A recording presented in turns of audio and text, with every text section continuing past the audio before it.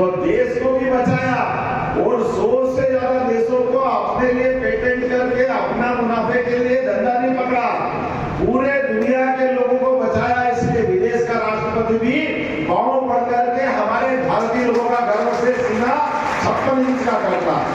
ये हमारे देश की विशेषता। कौन सी बात करूं, अभी नोटबंदी की बात आई, सनातन संस्कृति की बात आई, गोरक्षा की बात आई, गंगा की सफाई की बात आई, एक एक करके लंबी लाइन है ये। लेकिन ये सारी बातें क्यों हो रही?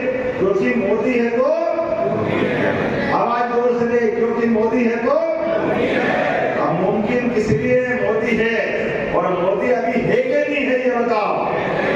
और मोदी जी ने कहा है कानून सबके लिए, बड़े से बड़ा आदमी भी हो, कानून का पालन नहीं करेगा तो उसका क्या होगा? कहा जाएगा। तो बड़े आदमी हो गए, मंत्री हो गए, मुख्यमंत्री हो गए, नेहरू खानदान के हो गए, गरीब आदमी परेशान होता है, उसके खिलाफ रिपोर्ट होती, पुलिस बंद करती कि नहीं करती?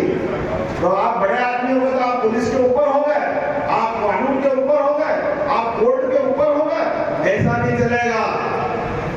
जिसकी जहां जगह है वहां जाएगा कि नहीं जाएगा? इसे बेईमानों के स्थान कहां होना चाहिए? क्योंकि मोदी है तो, मोदी है तो क्या होना चाहिए कि नहीं होना चाहिए? अरे भाई कोर्ट भेज रही, हम थोड़ी भेज रहे। आप शराब की नीति बना लो और शराब के खिलाफ आंदोलन चला के चले गए थे। किसने आंदोलन चलाया शराब के खिलाफ? किसने आंदोलन किया भ्रष्टाचार के खिलाफ? किसने लोकपाल की मांग की थी? जो मांग करी थी। आप घपोर संघ की नीति पे नहीं चल सकते, आप दो मूली नीति पे नहीं चल सकते। मेरे पे भी जमानत है, मेरे भी बहुत सारे मुकदमे भुगत रहे, आपको भुगत रहो, आ जाओ इकट्ठे हो जाओ। विधानसभा चुनाव में आपने सामने चुनाव लड़ते, एक दूसरे को जाने का क्या कहते हो, लेकिन एक मुकदमा गलत काम का होकर पकड़ा गया तो भैया अब दोस्ती हो गई, अब मोदी के लिए आ गए। बहुत नारा लगाया था, चौकीदार किसको बताया था? किसको बताया था? चौकीदार। वो चौकीदार के बारे में क्या क्या कहा था? जब आपने उसको चौकीदार बताया तो आपको तो जाना ही पड़ेगा जेल, अब और कौन छोड़ने वाला है आपको? क्योंकि आपने कहा था चौकीदार, चौकीदार चोर नहीं, चौकीदार साहूकार है, चोर की जगह जेल में है। अब सरकार वहां से चलाऊंगा। अरे भैया सरकार चलाने के लिए जनता के बीच जाना पड़ता है। जेल से तो गैंगस्टर डान चलाते, गैंग उनकी गैंग, ये डान बन करके जेल में से सरकार चलाओगे और जनता तुमको माफ कर देगी। आप में से आवाज आना चाहिए, कोई माफ करने को तैयार है?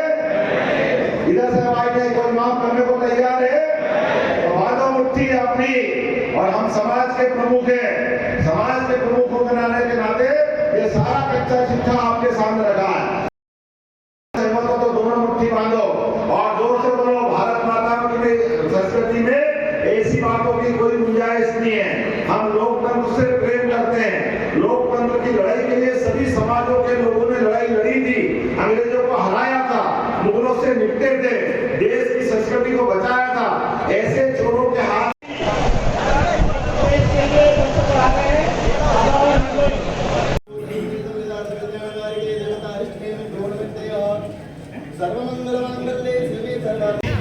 श्री उमेश चंद गणेश केसरवानी, एक लोग ब्रजेश चौरसिया जी से निवेदन है, उनके स्वागत में चौरसिया साफा ने अपने साफा को लगाया है। सभी लोग चौरसिया जी का स्वागत, एक ताली बहुत जोर से। ब्रजेश भाई आप एक सांसद, महापौर, पार्षद, सबको जुलूस में लिया और सबको इन्होंने अपने क्या कहा साफा पहनाया और सम्मान बढ़ाया। ऐसे ब्रजेश जी का बहुत बहुत स्वागत है, अभिनंदन। पूर्व पार्षद रहे स्वर्गीय सत्येंद्र चोपड़ा जी की धर्मपत्नी है, उनका इस मंच के माध्यम से, और कार्यक्रम के संयोजक संजय की इच्छा पूरी करी, और अनूप केसरवानी जो हमारे मुख्य इस कार्यक्रम के सहयोगी है, आमिर भाई भी है, ब्रजेश भाई है, जो महापौर जी आपके मस्तक को एक चमकाने का काम ब्रजेश चौरसिया जी कर रहे हैं। और आप लोग अध्यक्ष जी खड़े हो जाएं, साथ में और कमिश्नर साहब, माता जी आप भी, हमारे महापौर जी का स्वागत आमिर भाई भी करेंगे। ये बहुत अच्छी बात है कि देखिए महापौर जी का सम्मान हथौड़े बारात में हो रहा है। ताली बजाइए। एक मिनट हम गौर कर रहे हैं, हम इस व्याप्ति का ध्यान दे रहे हैं। मनोज भाई कहाँ? मनोज भाई को भंडवाई समझिए।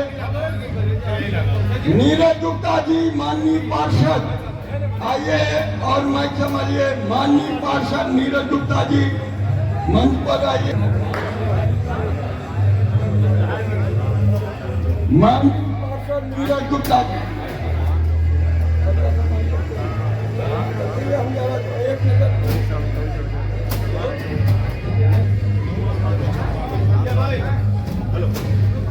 हेलो, ऐतिहासिक हथौड़ा बारात